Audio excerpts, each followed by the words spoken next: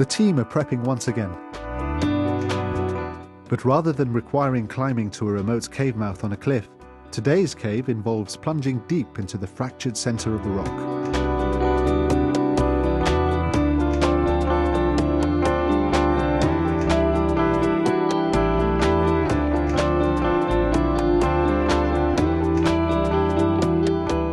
Oddly enough, the way to access this cave is via a man-made shaft of red brick with its own ladder.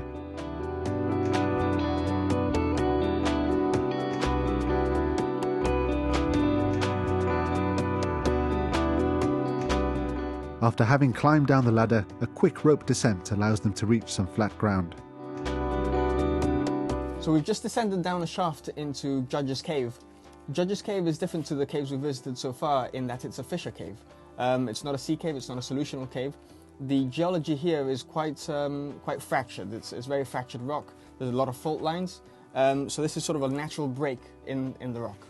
We don't see cave formations like we see in places like St. Michael's Cave, for example, where we see a lot of stalagmites, stalactites, flowstone. In this cave, because of the different geology, what we see is, on the actual rock face itself, we see these formations here, which we sometimes call popcorn, because of the formation the shape that it has.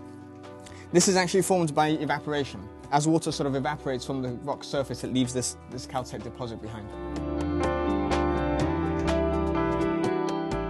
Judge's Cave is so called because it was discovered in the 1840s during the construction of a villa for the Chief Justice of Gibraltar at the time. He was actually the first Chief Justice of Gibraltar, Sir James Cochrane. He was Chief Justice of Gibraltar from 1841 to 1877.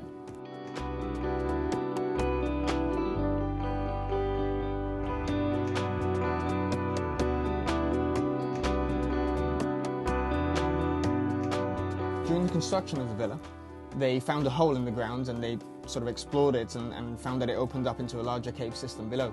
They later built a shaft, a brick shaft, to make access a lot easier into the cave.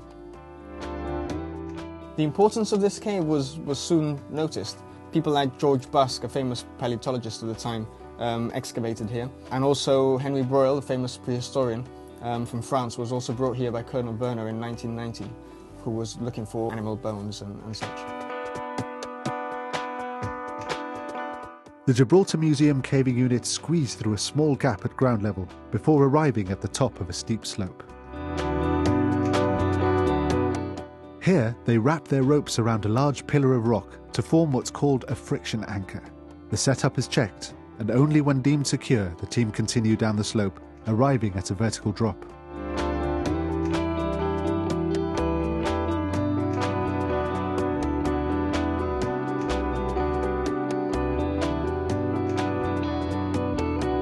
The caving unit must then scurry through a narrow tunnel that extends for about 5 meters, which then opens up onto a sudden drop.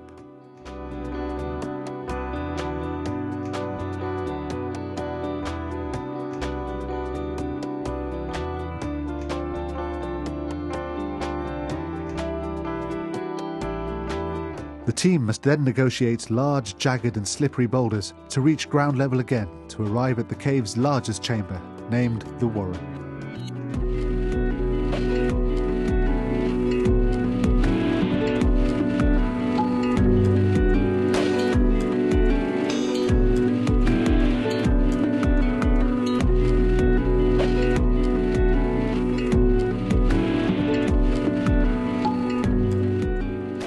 George Ballau later visited the cave and carried out an excavation here with his team in April of 1969. He uncovered a lot of pottery. This is from the Bronze Age, and these are the ceramics that we see in the museum today. This was a Bronze Age burial. So because of the geology of this cave, this is not a cave that has easy access now. It's not a cave that had easy access in prehistory either. So they weren't living in this cave. They were coming down here to actually bury their family members and leaving behind these objects.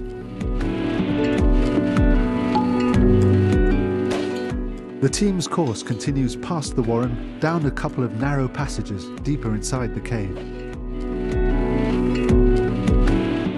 The uneven verticality of Judge's Cave makes it a considerable challenge, even for seasoned speleologists. Drops of up to 20 meters must be abseiled down, to access the deep chambers of the cave.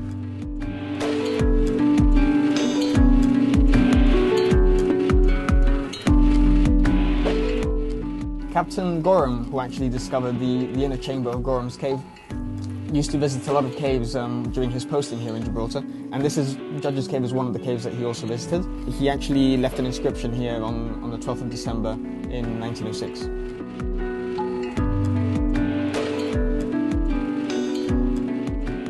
A few years ago, a grade 6 level survey was carried out in this cave by a team of professional Spanish speleologists, José and Julio Aguilera, with the collaboration of the Gibraltar Museum.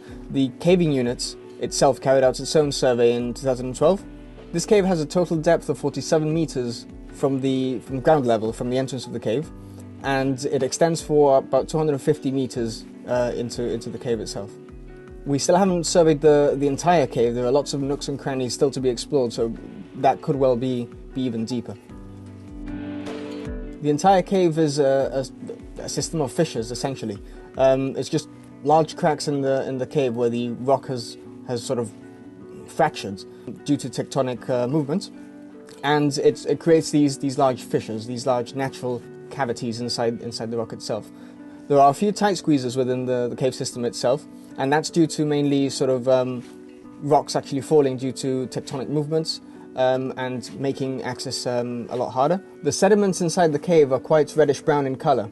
That's typical of the sands, the typical red sands that would have been seen on the western side of the rock, which they're still there, but they're covered by our streets and our buildings. They would have been washed down by rainwater and slowly sort of seeping into the crevices, bringing down with them bone fragments, shells, etc. that we see now inside the cave.